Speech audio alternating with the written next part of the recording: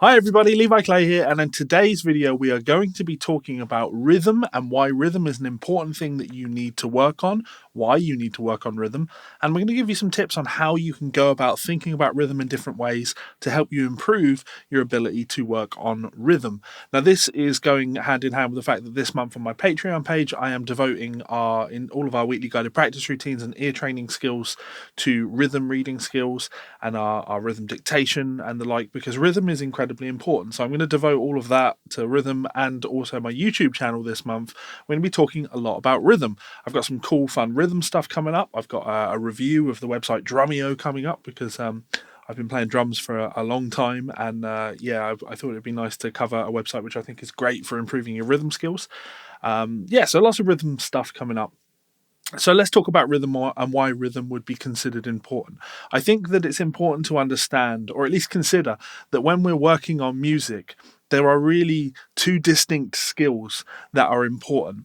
One is pitch and the other is rhythm. Now, I think we spend a lot of our time working on the idea of pitch in our ear training, especially. It's easy to focus on working on pitch recognition.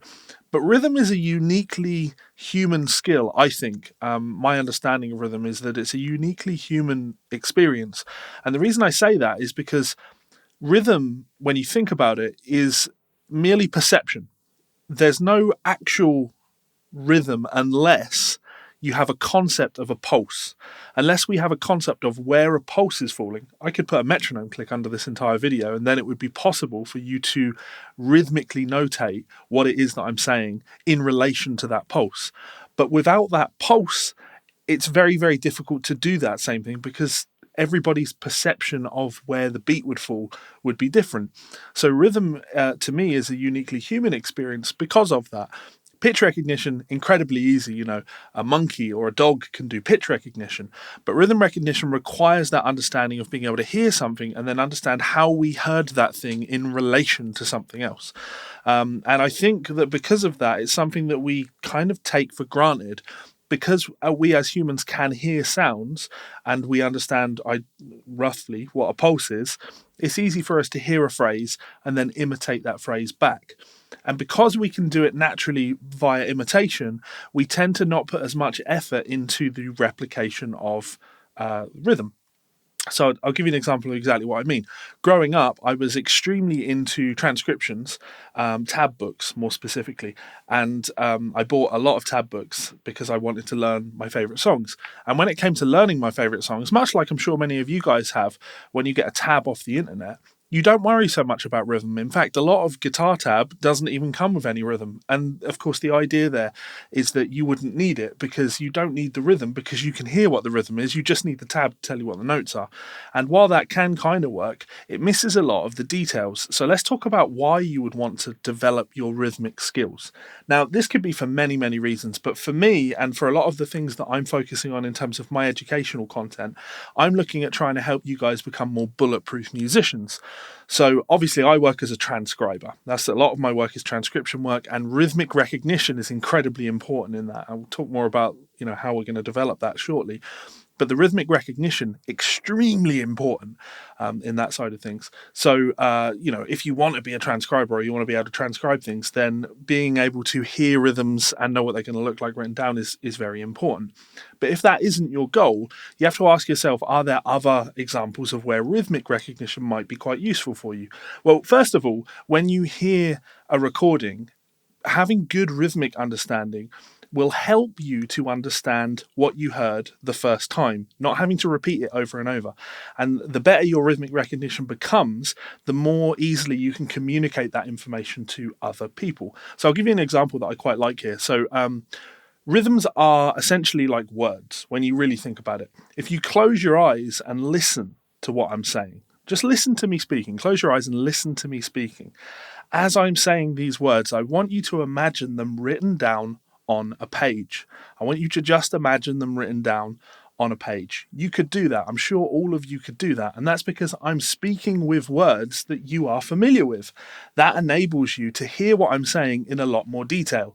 Now, if I do the same with a language that I don't speak, but not one that's built on the kind of characters, the alphabet that I'm used to. So if I listen to someone speaking Mandarin, I could hear what they're saying, but I'd have no real concept of how to write down what they were saying unless I was doing it phonetically, which isn't the same as really writing down what it is they're saying. Here's an even better example. Irish names are absolutely fantastic. If I put this name up on screen for you, what does that say? What is that name? Now, it's not Aofi. It's Aoife. If I put another name up on screen for you, here's a name for you. Niama. No, this is Neve. And they're wonderful, wonderful examples of how we use recognition in words to help us become familiar with words when we see them written down. Now, if you had a friend called Aoife or you had a friend called Neve, I know people with both of these names, you very quickly become familiar with these words, right? That would stand to reason.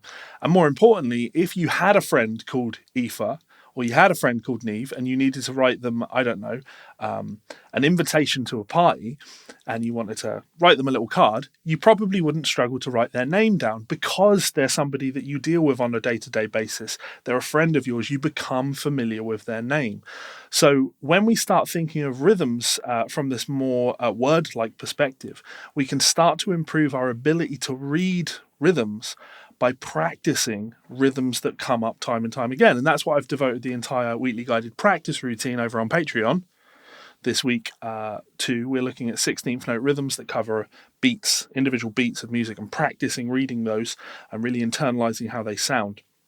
Now, of course, that's how we can go about practicing it. But what use is this to us? Well, like I say, aside from communication, one of the things that I'm having to do in my music is I'm writing a lot of charts for people, not just as transcriptions, but I do arrangements for bands, and I'm doing them for people that can read, right? So I'm doing horn sections, or I'm writing soul charts out to be able to play live with the band that I play in. And that's a very useful skill to have, not just to be able to write it down, but to be able to interpret it. I want to bring something up on screen for you now, because I've written this out. I just did this today in 10 minutes or so. So if I click here, this is a chart to the Maroon 5 tune, Makes Me Wonder. I think this is a great tune. By the way, if you're unfamiliar, I would recommend going and checking it out. Now, I've written it in a few different ways. I've written standard kind of guitar notation for this. I've written a bass line here with chords above it, and then I've done the rest of the song with rhythm slashes. Now, I think that if you are wanting to become familiar with playing a song, you can listen to the song over and over and over again, but it won't necessarily get you any closer to being able to play it unless your ear is detailed enough to be able to hear that detail the first time you hear it.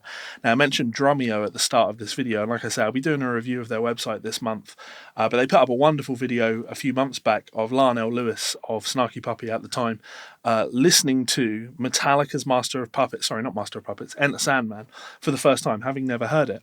And then after hearing it once, thinking about it, and then playing the song. And what he was demonstrating there was his ability to hear something just once and have enough information there to be able to play the thing. Now, how does one go about doing that? Well, I'm not necessarily saying that when Larnell would do that, he would be charting it out in his head, because we all have our own kind of shorthand way of understanding things that we hear. But the point is, his ability to actively listen to things and really engage with the thing that he's hearing is probably very different to your ability to do so. And if it's a skill that you're constantly working on, especially if you play drums where rhythm is the only thing you really have to worry about, I guess you orchestrate around the kit, but rhythm is at its very core. That would make sense. So when I look at this, I want to know confidently that I could look at any of these rhythms. My chord recognition is fine. You know, I can see a B minor, A over C sharp, D, F sharp over A sharp, G, and not worry about those. I know how to play those. But can I read the rhythm? 1, 2, 3, 4, da. If I look at this bridge section, 1, 2, 3, ba da, 2, 3, ba da, 2, 3, ba da da da ba da, 2, 3, ba da. 2, 3, ba ba, 2, 3, 4, ba ba ba ba. Having that rhythmic skill there and being able to read that basic rhythm means that when it comes to me hearing this tune in my mind, because that is a big part of how I go about learning tunes. You sort of internalize them, and then when I'm playing a song, I'm really just hearing the song in my head, but I have this detail from things like this that just make it easier. Now, this I think is a good example. I have charts written out for all of them, well, most of the music that I do in bands, and it's not because I need it. Like, I don't put charts in front of me when I'm playing gigs. Never happens, because I do have the things internalized. But if you think again about speech, you think about talking, I haven't scripted this video. I don't script any of my videos. I just have a concept in my mind and I speak, right? But if I were to be going through a speech, I've written speeches for weddings and things. When I'm giving a speech at a wedding, I will probably have some sort of prompt, some sort of prompting cards, or maybe teleprompter, that's what they call it. Maybe a teleprompter with my speech on. Now, when you have that, it doesn't mean that you're staring at the teleprompter and you're just looking at it and focusing on reading it and delivering that speech from the text. No, because you have to engage with your audience. You have to look, stare the people in the eyes. They enjoy it. It's a little bit more human, right? Now, you might not need the teleprompter at all, but having it there shouldn't necessarily change your ability to do the thing, but it adds a level of confidence. So having charts like this means that I'm able to devote less of my brain into memory because I know that I've got it there if I need the reference. If. The key is if. You don't need it. You shouldn't need to look at it. But if you do need to check a little bit of detail, it's there and you can look at it. Now, of course, rhythm gets much, much deeper than this. You can go down all manner of interesting reasons to work on rhythm. A great reason might be composition, right? If you're into polyrhythmic ideas, having an understanding of basic rhythms means that you will be able to apply things in more polymetric settings. That's beyond my area of interest, but if you're into that kind of Sean Crowder and Adam Neely, like that modern, really rhythmically crazy sungazer thing. The best I can do is like 5s and 4s. Let's try that again.